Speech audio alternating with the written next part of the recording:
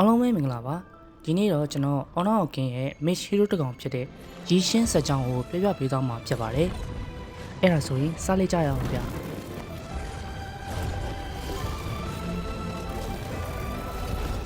ကျွန်တော်တို့အော်နောက်ကင်းရဲ့ King Realm ဆိုတဲ့တိုက်ကြီးမှာဒေတာကြီးချစ်ခုနဲ့ဖွဲ့စည်းထားတာဖြစ်ပါတယ်အဲ့ဒီဒေတာကြီးတွေထဲမှာ Central Plain ဆိုတဲ့ဒေတာက King Realm ရဲ့တောင်ဘက်ပိုင်းမှာရှိပါတယ် Central Plain မှာဆိုရင်ဘီယန်မာကြီးဝူစီတီယန်အုပ်စုတဲ့ရှန်ငန်းနယ်နဲ့ Grey Wall နယ်နှစ်ခုရှိပါတယ်ရှန်ငန်းမြို့ဟာဆိုရင်အိမ်တွေလမ်းတွေတရားတွေအလွယ်တကူရွှေ့ပြောင်းလို့ရတဲ့အထိနည်းပညာအရန်တိုးတက်တဲ့မြို့ဖြစ်ပါတယ်ဒီရှင်းကလည်းရှန်ငန်းမြို့သားဖြစ်ပါတယ်ဒါပေမဲ့မမျှော်လင့်မဲမြေပြိုမှုအကြီးကြီးတစ်ခုဖြစ်ပွားခဲ့ပါတယ်အဲ့ဒီမြေပြိုခြင်းရဲ့နောက်ဆက်တွဲကမြေအောက်ကဘာကမိတ်ဆာတွေမြို့ထဲကိုဝင်လာပြီးမြို့ကန်ပြည်သူတွေကိုတိုက်ခိုက်ခဲ့ပါတော့တယ်အဲ့ရှင်ရီရှင်းကအသက်ငငယ်လေးပဲရှိပါဦးမယ်ရီရှင်းရဲ့မိဘတွေကလည်းအခြားပြည်သူတွေနည်းတူအစွမ်းကုန်ပြန်ခုခံခဲ့ပါတယ်ဒါပေမဲ့မိတ်ဆာတွေကများတော့ဘလုံးမမနိုင်တော့တဲ့အဆုံးရီရှင်းကိုဘေးကင်းတဲ့နေရာတစ်ခုမှာထားခဲ့ပြီးတော့သူတို့ကအဆုံးထိတိုက်ခိုက်ခဲ့ပါတယ်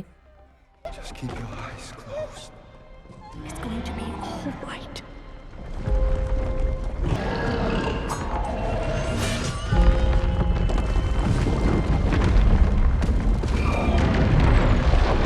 ဒီလိုနဲ့ရီရှင်းကအသက်ငငယ်ရွယ်နဲ့မိဘမဲ့ဖြစ်သွားခဲ့ပါတယ်အဲ့ဒီနောက်ရီရှင်းကို Peony Diviner လို့ခေါ်တဲ့လူတစ်ယောက်ကကယ်ခဲ့ပါတယ်အဲ့ဒီလူကကျွန်တော်တို့အော်နော့ကင်းရဲ့ villain တွေကတယောက်ဖြစ်တဲ့ Ming ဖြစ်ပါတယ်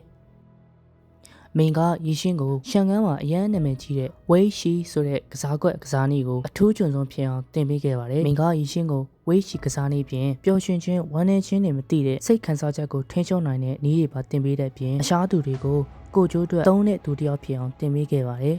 တရက်မှာတော့ရီရှင်းက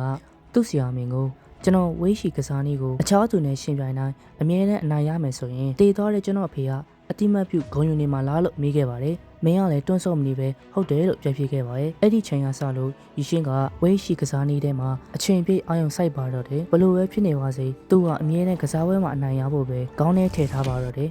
ဒီလိုနဲ့ရီရှင်းကသူနဲ့လာပြိုင်တဲ့ဝေးရှိကစားသမားတိုင်းကိုအရှုံးမရှိပဲအမြဲအနိုင်ရခဲ့ပါတယ်တရက်မှာတော့မင်းကရီရှင်းကိုခေါ်ပြီးရှန်ကန်းမြို့ကိုပြန်လာခဲ့ပါတော့တယ်အဲ့ဒီမှာချိုချူတိုဆိုတဲ့နေကလာတဲ့တပ်တမန်တယောက်ကဘီယန်မာကြီးဝူစီထီယန်ကိုရှော့တင်ပြီးတော့ဝေးရှိကစားတဲ့ကစားသမားမိသူမဆိုသူနဲ့လာရောက်ရှင်ပြိုင်နိုင်ကြောင်းသူ့ကိုအနိုင်ကစားနိုင်ကြောင်းပြောခဲ့ပါတယ်ဒီလိုနဲ့ရှန်ကန်းမြို့မှာရှိတဲ့အထူးကျွန်းဆုံးဝေးရှိကစားသမားတွေကချိုချူတိုကတန်အမတ်နဲ့ရှင်ပြိုင်ခဲ့ပါတယ်ဒါပေမဲ့ဘယ်ကစားသမားမဆိုတန်အမတ်ကိုအနိုင်ယူကစားပြနိုင်ခြင်းမရှိပါဘူးအဲ့ဒီချိန်မှာဘီယန်မာကြီးဝူစီထီယန်ကအချက်ရပြီးဒေါသထွက်နေခဲ့ပါတယ်ကျွန်တော်တို့ထဲမှာရှိတဲ့အမတ်တွေကလည်းရှီမကာမီလက်မကာမီဖြစ်ခဲ့ပါတယ်။အဲ့ဒီခွင်ကောင်းကိုတုံးချပြီးတော့သူတို့ရဲ့ရီရှင်းကိုတန်အမတ်နဲ့ပြီးကစားဖို့အမတ်တွေကိုကြံပြုခဲ့ပါတယ်။အမတ်တွေကလည်းရီရှင်းကိုကြည့်ပြီးမယုံပေမဲ့သူတို့မှလည်းခတ်တွေ့နေတော့မြန်လက်ခံပြီးတန်အမတ်နဲ့ပြီးကစားခဲ့ပါတယ်။အဲ့ဒီမှာတန်အမတ်ကရီရှင်းကိုတွေ့တဲ့အချိန်ဟာဒီကောင်လေးနှိုးတော်ပြက်တီးရဲ့လားဆိုတဲ့အကြည့်နဲ့ရီရှင်းကိုထင်သေးခဲ့ပါတယ်။ဒီလိုနဲ့ကစားပွဲစခဲ့ပြီးတော့ကစားချိန်2နာရီကျော်တဲ့အထိအချိန်ကုန်ခဲ့ပြီးနောက်ဆုံးမှာရီရှင်းကအနိုင်ရရှိခဲ့ပါတော့တယ်။